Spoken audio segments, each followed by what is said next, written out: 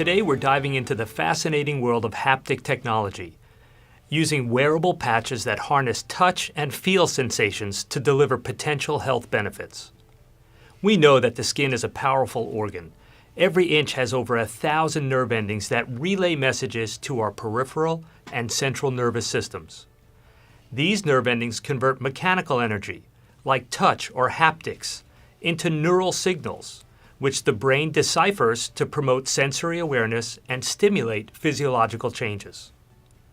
Haptic wearables, including patches, have been shown to enhance rehabilitation in stroke victims, improve prosthetic devices for amputees, and amplify sensory training for vision and hearing impaired patients. The wearables we will be discussing today, vibrotactile trigger technology, or VTT, have shown positive outcomes for patients with pain, stress or anxiety, and sleep disturbance, and have even been demonstrated to improve athletic performance. We hope to share with you the emerging cutting-edge science and data on the ground floor of this technology. I'm Dr. Jeff Gooden, and I will be your host today.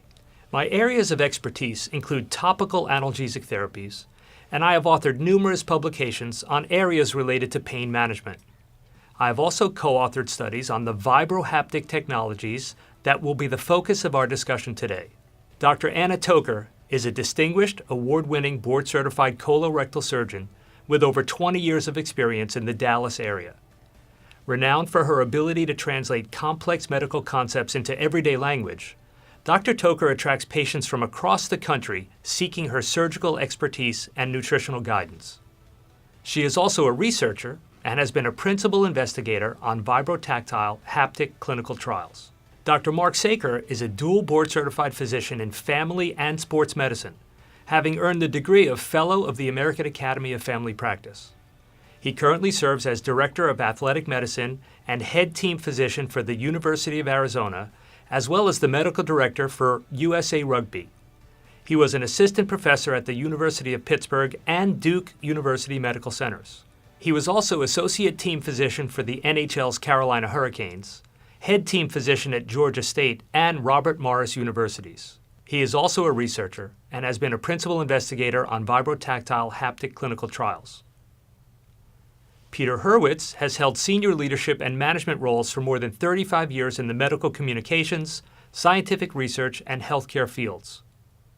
He is president of Clarity Science, an internationally recognized clinical research organization, or CRO, and a peer reviewer for several scientific journals.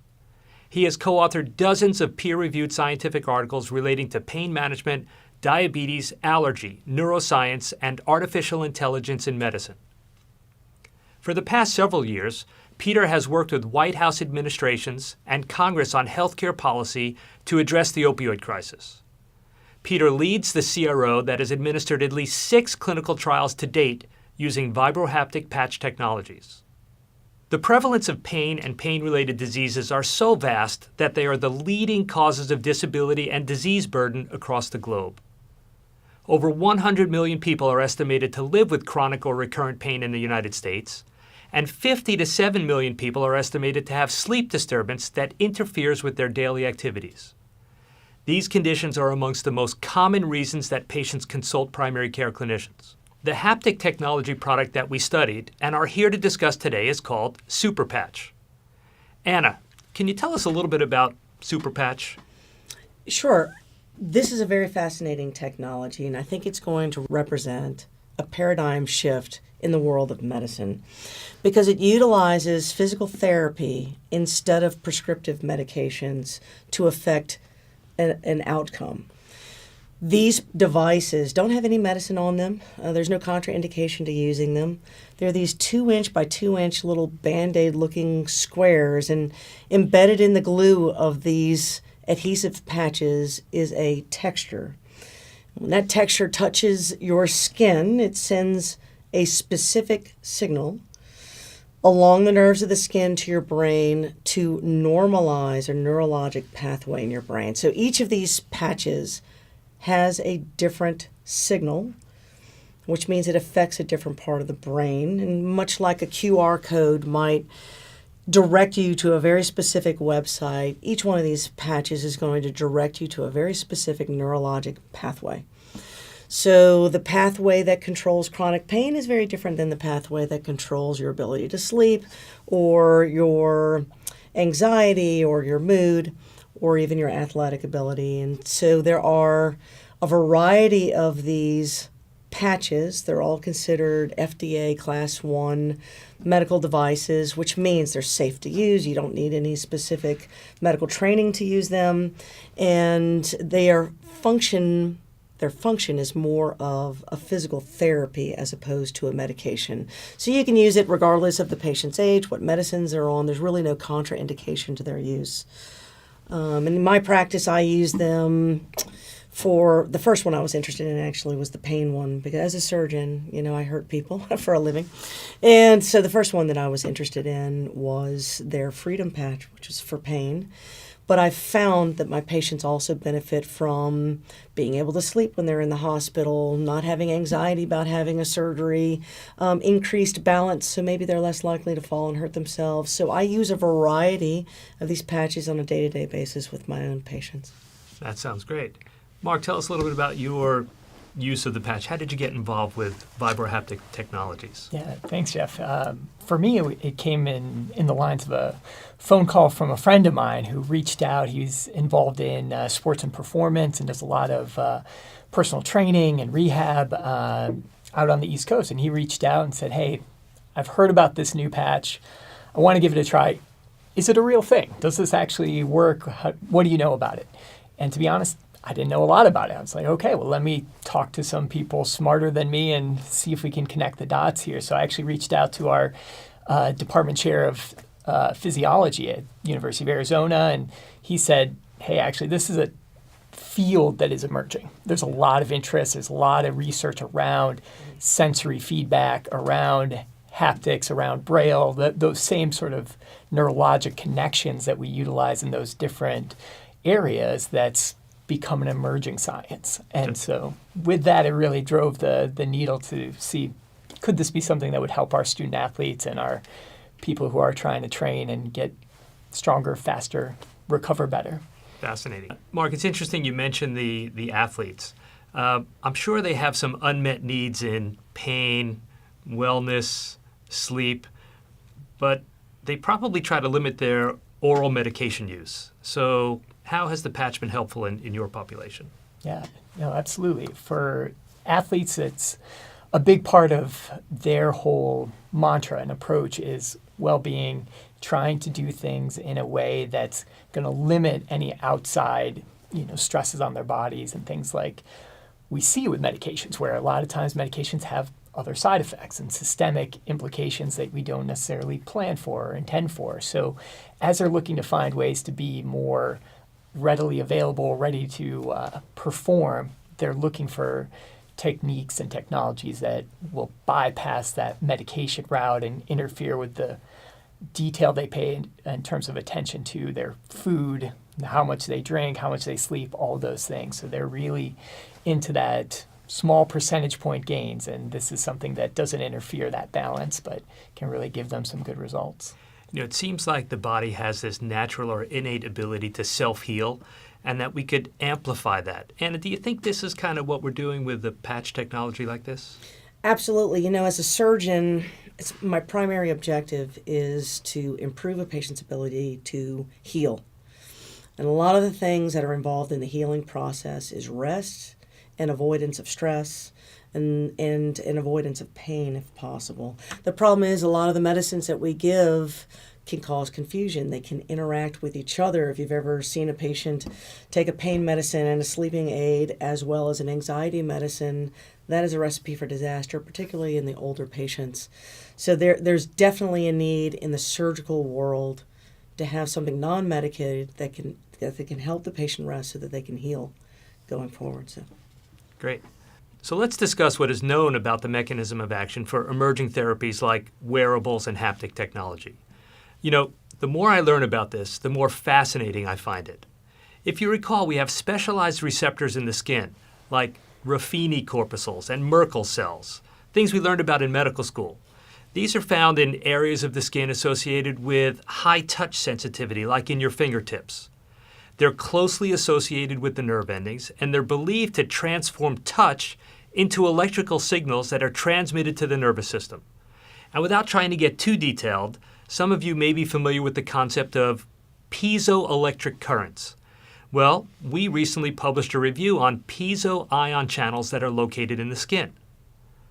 I mentioned before the concept of converting touch or mechanical sensations into neural impulses. We believe it is these piezo channels in the skin that generates the action potential felt by haptics. But let's get back to patients. Can either of you offer any insights into the mechanism of action of the super patch? Well, I can give you an example that I think the average person can easily understand about how these work. If you can think of an opportunity where perhaps you were at home and a little bug crawled across your hand and it kind of gave you the heebie-jeebies and your pulse went up and you maybe breathed deep, and you can think about that moment now and even still have a little bit of anxiety about it. You didn't see this bug, you only felt it, and it didn't have to go across the front of your hand. It could touch any part of your skin, yet your brain immediately identified what it was and then tapped into your physiology as a result of that. And so these patches and this technology are basically giving you a texture your brain recognizes, but instead of giving you the heebie-jeebies and a rapid pulse and the anxiety, it actually reverses those things. So they're designed to put the parasympathetic and the sympathetic nervous systems in a balanced check so that you're not out of balance. We spend our lives in stress. We're way overstressed. This gives us tension. It gives us anxiety. It probably is the basis of most of our ailments, to be honest with you. When you can put the parasympathetic and sympathetic nervous system sort of in a balance, then all of a sudden a lot of these external symptoms, high blood pressure, anxiety, inability to sleep, inability to focus, will dissipate. And so that's sort of the purpose of using these patches and the mechanism through which it works. Great explanation. So Mark, do you have any insights into the mechanism of action as well? Yeah, I think another example, a little more basic, that we all see is when we have injuries or musculoskeletal issues. A lot of times we'll wear something like a knee sleeve or a little soft neoprene ankle brace. Those types of proprioceptive responses help our body respond more quickly and reflexively to those areas when we feel that pressure, we feel that compression, or those signals that are stimulated. So similar to super patches, that's the concept where, talking to a lot of my athletes and patients, we kind of hearken to that and connect those dots that, hey, something similar is going on where that neuromuscular inhibition is being impacted by the patches, and hopefully, like we saw in our study, that it improves performance and helps things function better in the way they should. We're going to talk more about that study in just a moment, but tell us about the subjects. Did they feel anything perceptible, or is it literally just an improvement in function or sleep or some other domain? Yeah, specifically for the patch that we took a deep dive in, the Victory patch, it was a lot more around performance and that impact. And so when we put it on for the athletes, we wanted to see how well they responded in even a relatively short window of time. So they only wore it for a couple hours, but some of those, when they did the testing, felt like it was a bit easier. They felt that subjective sort of benefit from it, not just the numbers changing like we saw when we actually looked at the data. That's great. As a researcher and as an owner of a clinical research organization, I get a lot of questions surrounding do these things really work? Whether it be super patch or other devices and products that we study. As a researcher, I'm skeptic by nature, as are a lot of clinicians. How do you approach and what would you tell your peers about not knowing certain things of the MOA, of the super patch in this instance, and that are unexplainable? Obviously, there are things that we don't know in the area, especially in brain research. We're always finding out. What's your experience, and how do you share with them what you know and what you don't know? Yeah, that can actually be a challenge because there's no medicine in it. What do you mean? That's the first thing people are looking for. And patients don't you can't feel other than you're wearing. Sometimes you forget you're wearing the Band-Aid. I've got 2 of these on right now. I don't feel them, but your demeanor does change if you're wearing one for stress. If you struggle a little bit balance, all of a sudden you have more balance. So that is a very subjective thing. When you get to the objectivity of it, it is helpful to use prior research in the medical literature, which corroborates the function without knowing that they're talking about super patch. You know, whether it is a paper that says you can stimulate the sympathetic nervous system voluntarily to lower your immune system to fight autoimmune diseases. That is a paper that was written 3 or 4 years before this concept ever came up.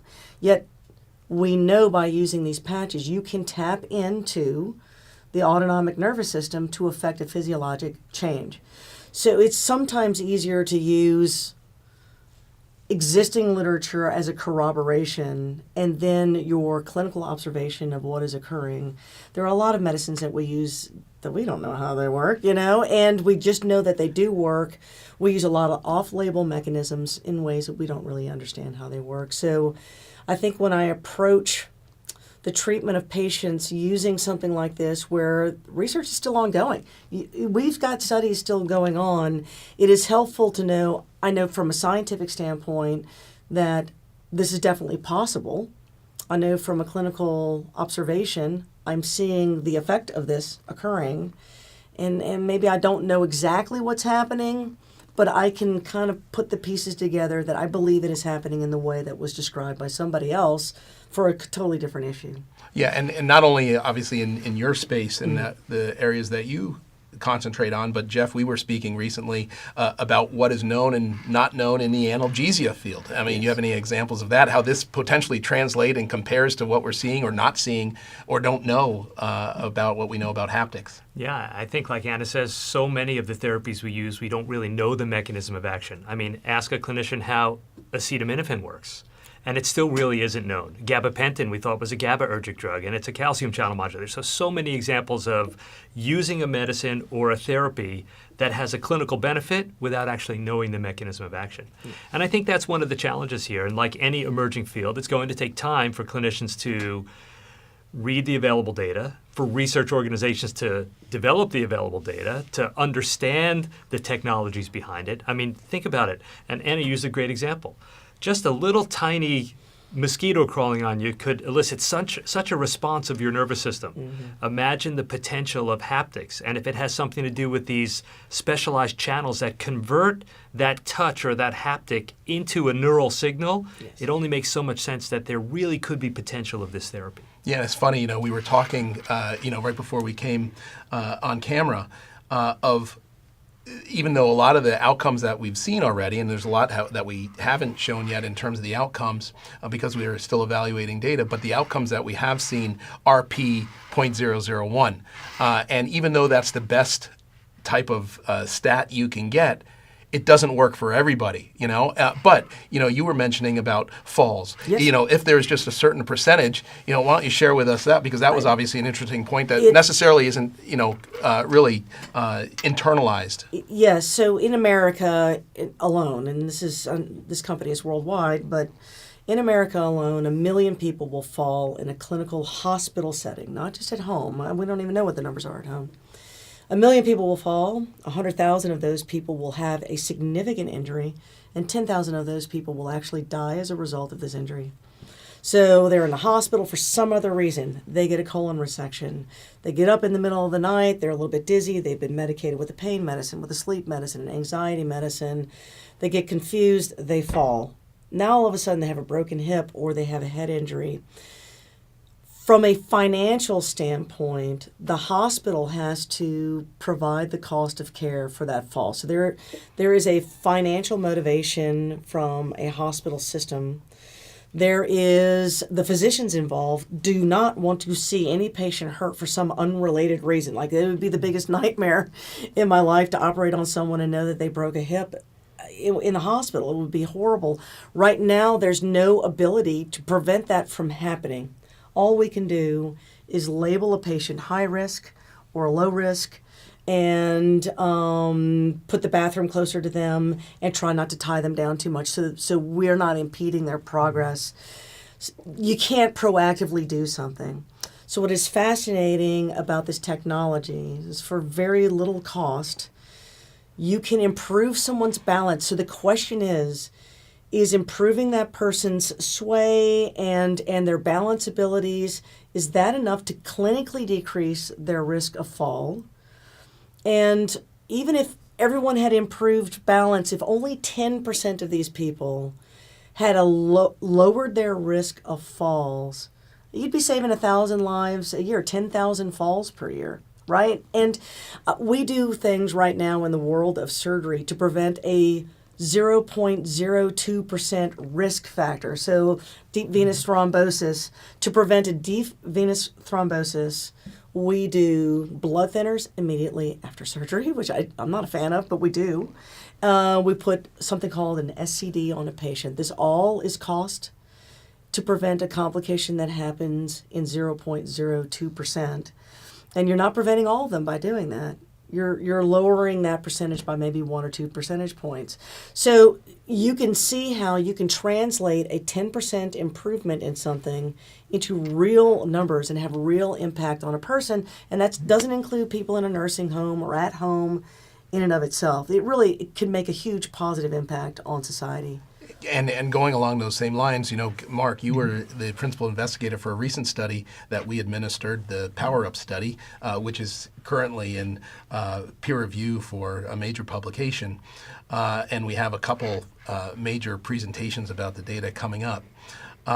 Talk a little bit about that study and really what the study was about, what you showed, what you measured, and really the potential downstream impact on the athletic performance and various areas that we're seeing. Yeah, absolutely. And similar to, as we were discussing before, a little bit of that question of how does this work? What's the data behind it was a big driver for the study, and that's why we wanted to look at it and see objectively, could we identify a change from wearing the patch in a performance environment? What we did is we got 70 of our student athletes that were all Division I athletes across sports and entered them into a randomized, double-blinded crossover trial. So basically they did both the placebo patch and then the victory patch. And some started with one, others started with the other, just to make sure it wasn't a training issue or something like that where they just were a week later in their training and that much stronger or something like that. So we studied it about 7 to 10 days apart and looked at some basic metrics that we'll use across athletes throughout the year, which is basically knee extension, which is straightening out their leg against a force frame, knee flexion, where they pull back, and then what's called the counter movement jump, where they stand flat-footed, jump up in the air, and land on a force plate. So looking at that data, we were able to see that to 0.001 in terms of the p-value, we were able to see anywhere between 5 and 8% improvement on the active patch compared to the placebo. And again, this is athletes compared against themselves and compared overall. And so it was exciting to see that type of data come through, because in sports medicine and athletics and Olympians and all of that, it's fractions of a second. It's those small percentage points that make a huge difference. So extrapolating that out, you could see that this could become something very impactful.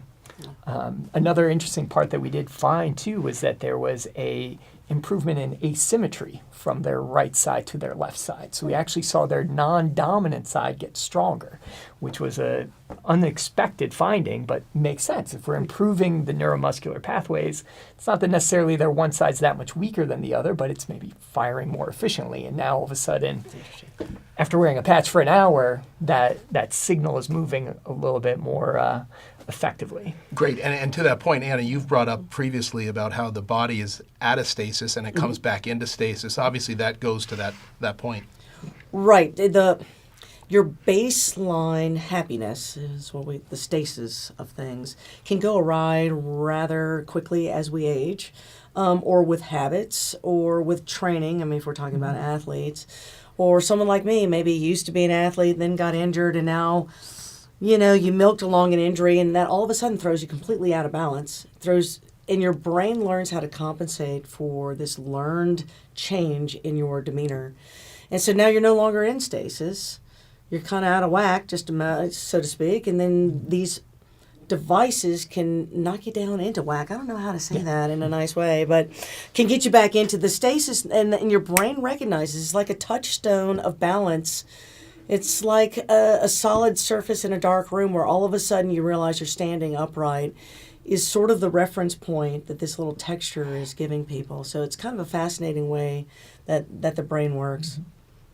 So Peter, understanding that the use of haptics to improve health is an emerging science. Superpatch has been behind a lot of the data that you could find regarding the health benefits of haptic technologies.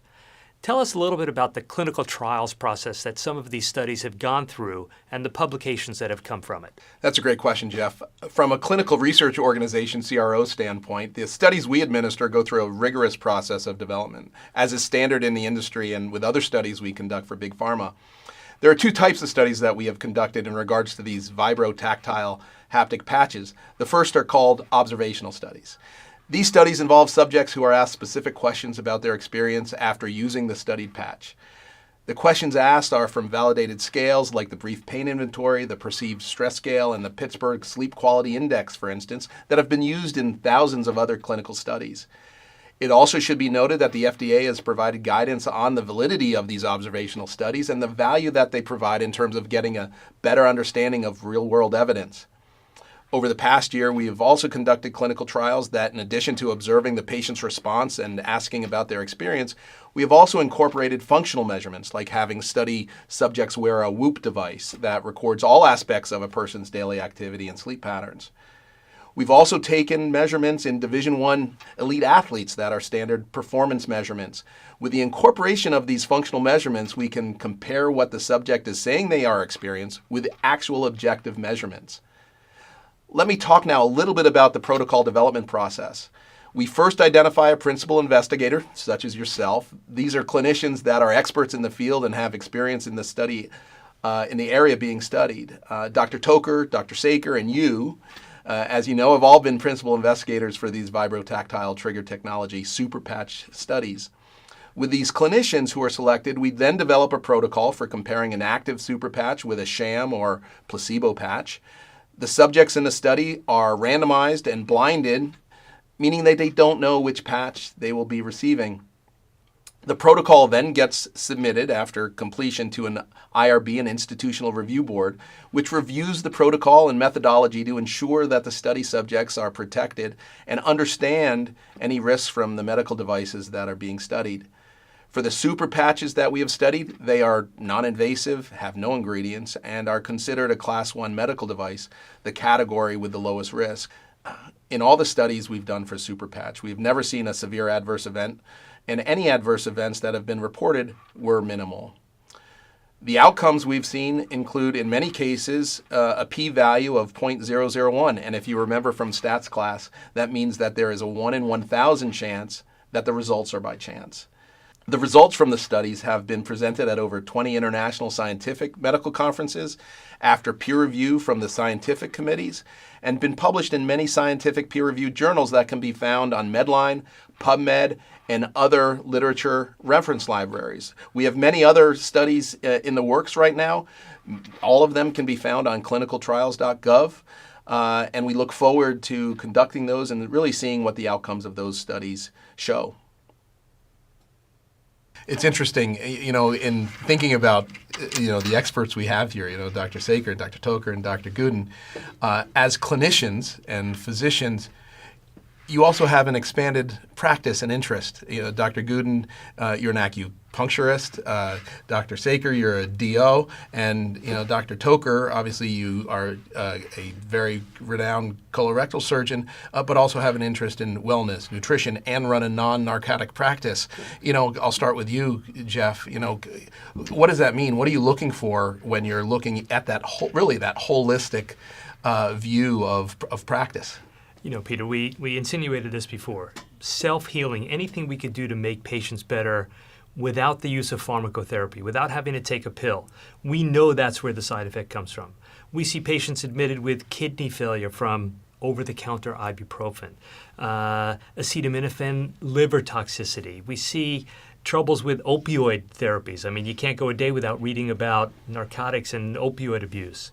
So we really try to promote patient wellness, right? And for me, that's where my interest in acupuncture came. So in addition to recommending physical and occupational therapies and guided imagery and overall wellness, I incorporated acupuncture into my practice as just one more modality to kind of get patients over the hump of pain, anxiety, stress, sleep, all in promoting wellness. Great. And where do you think Super Patch fits in all that? Yeah, I mean, that's why I've been so intrigued by the Super Patch. And we've talked about, how does a clinician use a therapy that we don't understand? Well, we've been doing it for years. I mean, how does acupuncture work? It obviously something about breaching the skin barrier that alters signals that the body changes. There's a physiologic response. I put these tiny little needles in the skin and patients get dizzy or sweaty or they feel euphoric. I don't let some patients drive after acupuncture.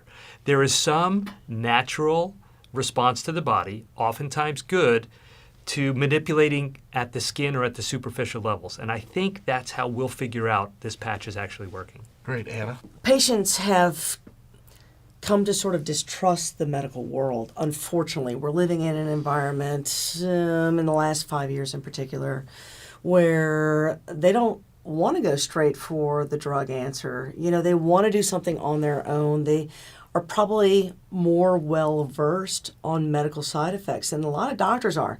As allopathic physicians, we're accustomed to writing a prescription, and the patient is supposed to take that to a pharmacist and fill it. And for a long time, there was always this assumption that if it wasn't a prescription, it wasn't any good. And I have some patients make me write a prescription because they don't trust the over-the-counter.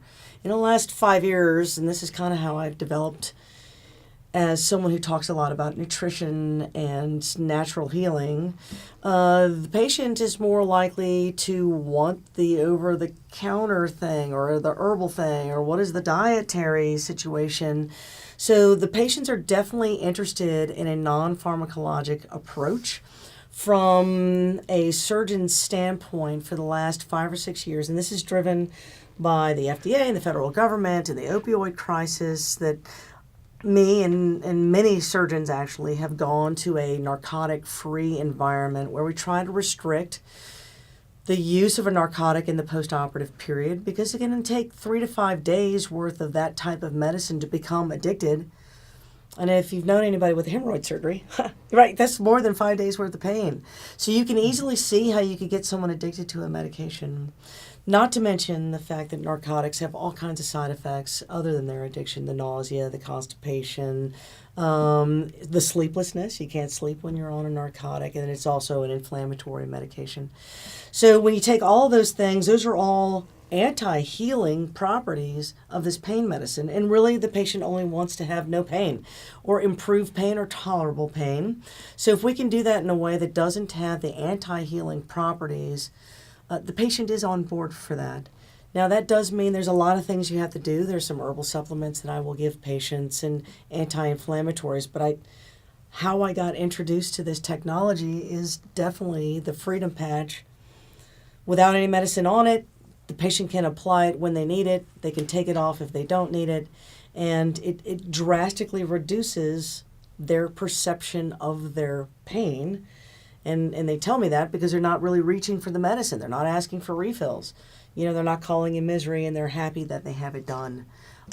So it's definitely worth pursuing from I'm a surgeon, I want my patient to heal better.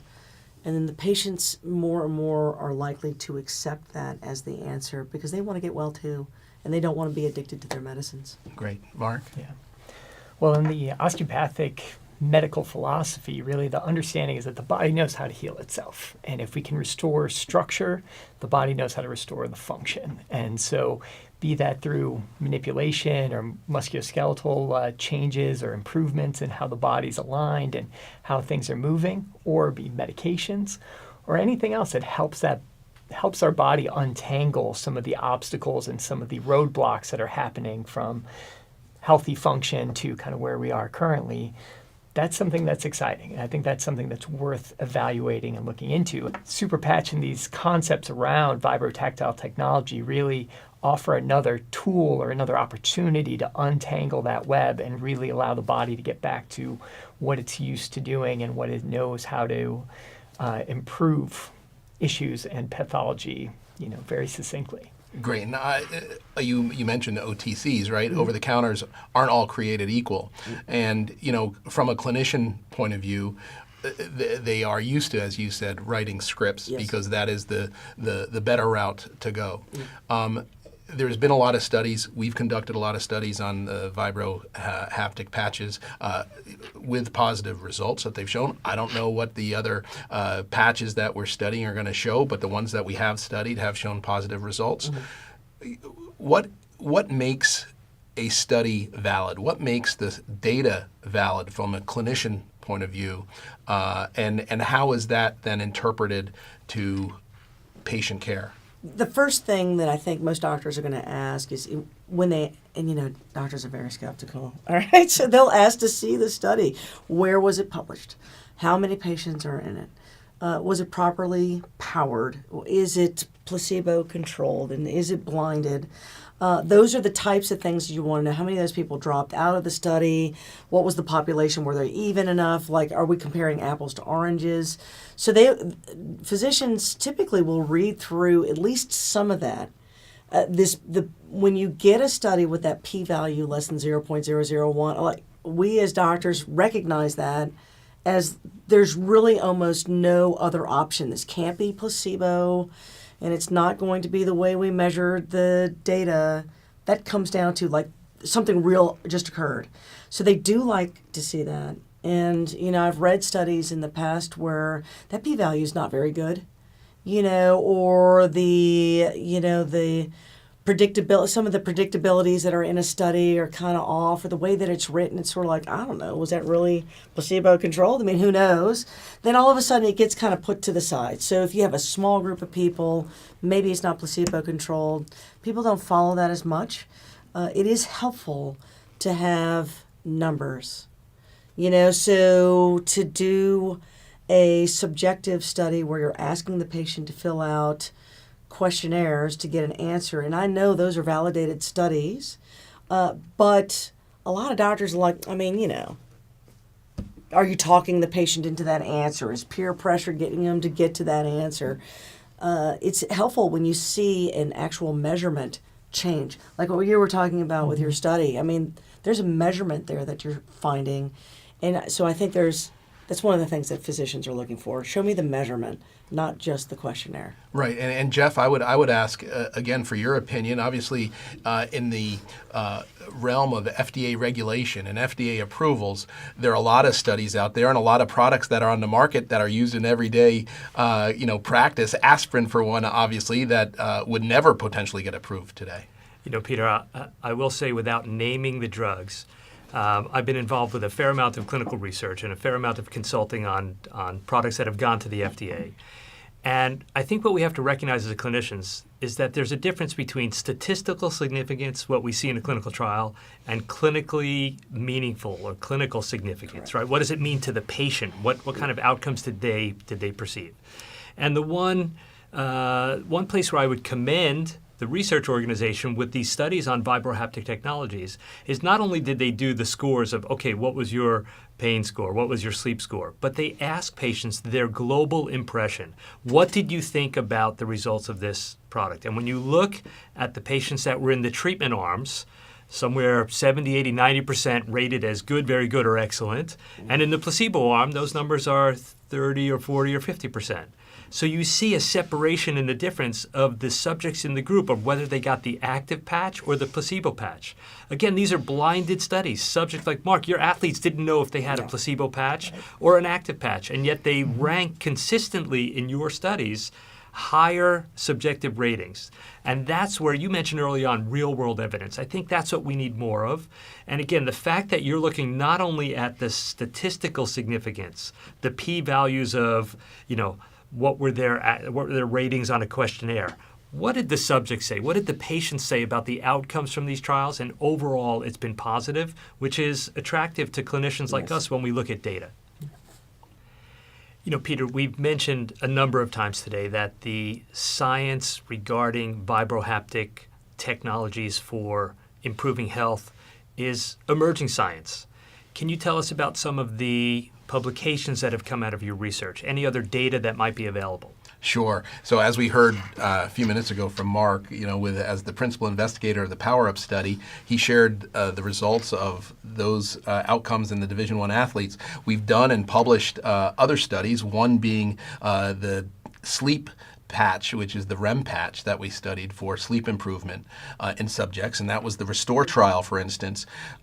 We showed that sleep showed statistically significant decreases in time to fall asleep, an increase in number of hours of sleep, level of sleep, and reduction in the global PSQI score and ISI scores for the active treatment group as compared to placebo.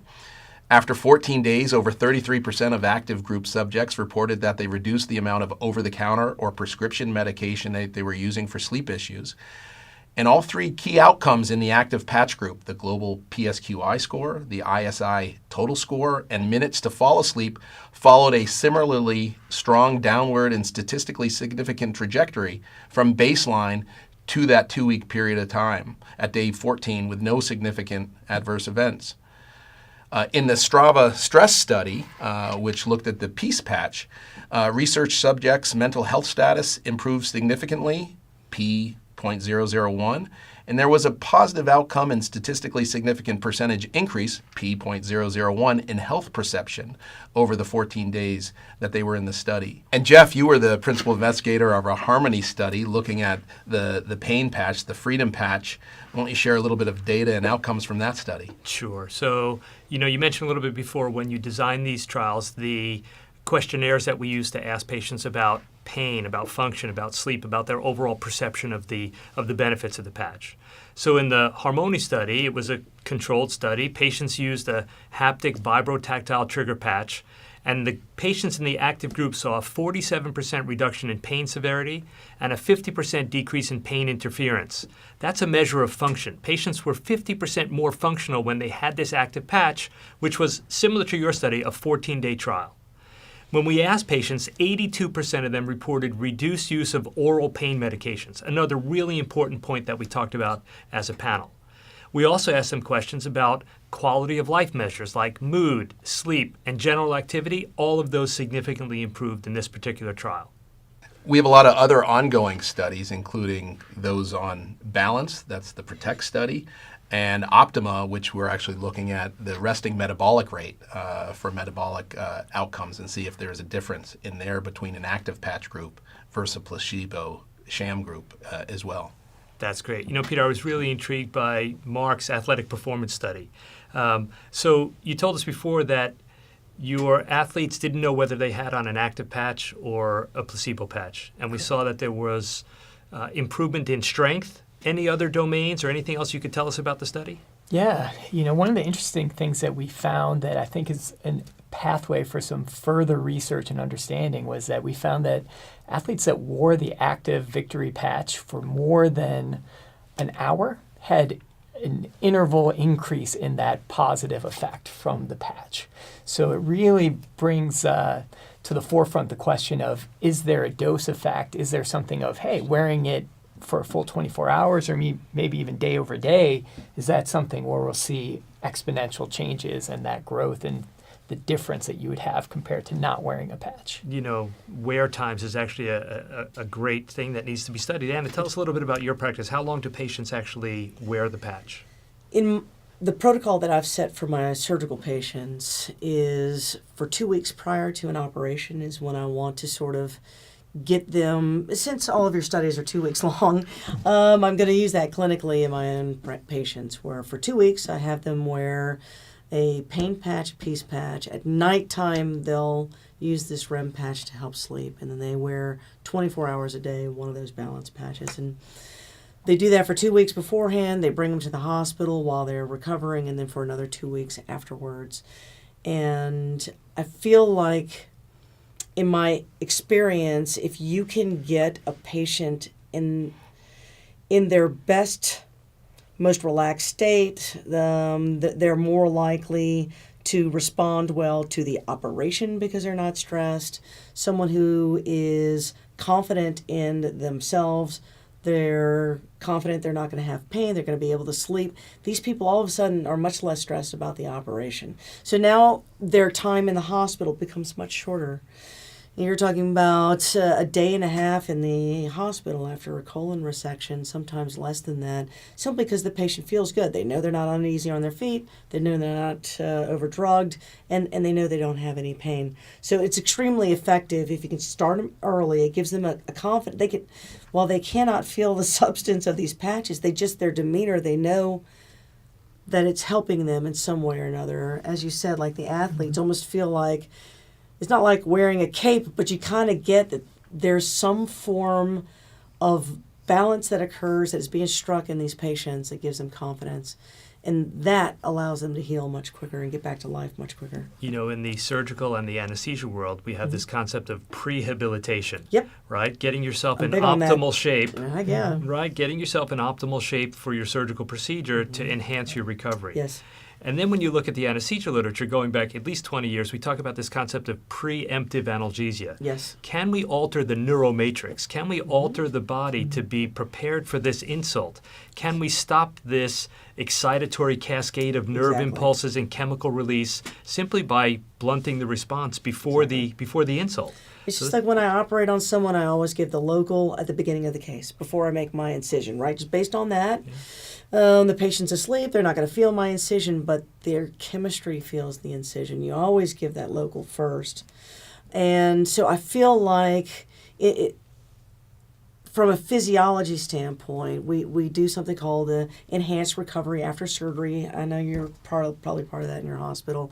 Most surgeons do engage in this type of behavior where we prepare the patient from a nutritional standpoint, from a relaxation standpoint.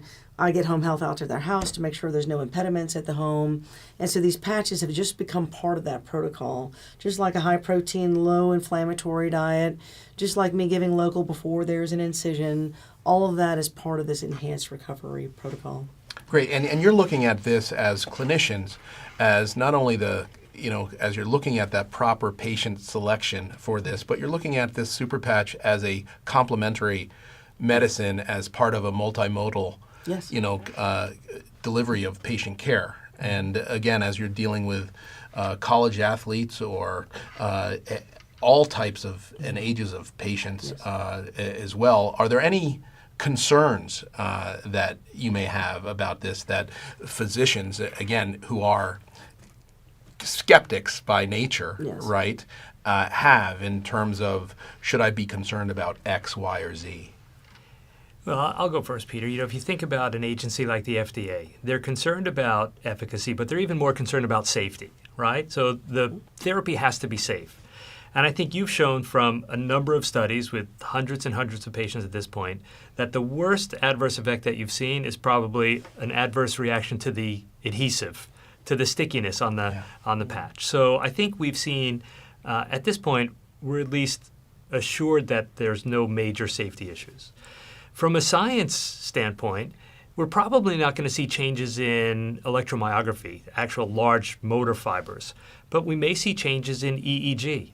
There may be some ways to measure these piezoelectric channels, right? So as a scientist, I want to know, hey, how is this thing working and can I justify the clinical results that we're finding out of these trials? Anna? Yeah, I think clinically, we use a lot of things in medicine, again, because they're safe, as an adjunct to the other stuff. And patients are actually highly motivated to do that. Just like you would give someone crutches if they twisted an ankle, this is simply a supportive measure. The crutches are not going to fix your twisted ankle. They're simply supporting you while your body naturally heals. And honestly, the FDA sees these patches in the same category as an ACE wrap or crutches. This is just an externally applied physical therapy device. It is not designed to actually fix you. It's simply designed to support you while your body naturally does kind of what your body naturally does. And patients are on board with that. And physicians, if they know that it is safe, and so that's the first thing to tell them, there's There's no contraindication to this. It doesn't matter if they're on blood thinners or how many different medications they're on, what their age is, or any of those things. So it makes it so much easier to add it, and it makes my life a lot less stressful if I don't have to now add a dangerous medication to the 85-year-old lady, right? It makes me personally, feel more comfortable that I don't have to give something really overpowerful to someone who maybe can't handle it.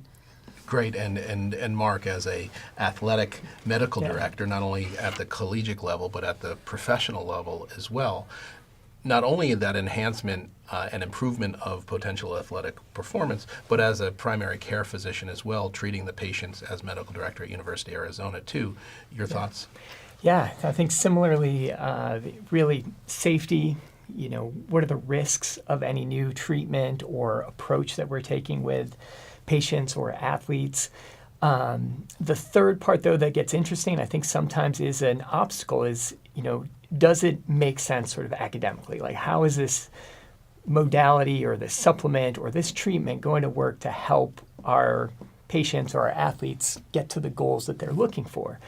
I'm fortunate in the athletic space that, people are a little bit more open-minded to, hey, how do we get to that next step or get that advantage and really be on the bleeding edge of the spear? So there's a lot of openness to try new things. But part of my responsibility is making sure we're doing it safely and we're not just trying just whatever showed up on a website somewhere and that they got delivered to their home. Right. How do we really look at an effective concept in terms of treatment? And I think to your question specifically about some people's hesitation around new things is developing that understanding of how is it getting us from A to B. And I think that's been the important part of all of this research, is to help fill that gap so that now we have an understanding that, hey, this is the mechanism we're leaning on and this is how we're explaining those results and counterbalancing the risks or lack thereof in something simple like the super patches. Well, this discussion has been amazing. I'd like to thank our esteemed panel for joining me today for this session on emerging therapies in haptic wearable technology and our discussion on the potential benefits of the super patch. Vibrohaptic patches represent a promising frontier in wearable health. Current studies support their capacity to reduce pain, improve sleep, aid rehabilitation, and enhance sensory experiences. Super patch has been a pioneer in this space. Just think about the possibilities for wearables that improve health, from apparel to footwear, and even steering wheels and hospital beds. While more large-scale trials are needed, the data so far points to powerful, non-pharmacological benefits rooted in solid science. For those interested, super patches for a variety of indications are currently available online. Stay tuned for more advances as this technology evolves. Thank you.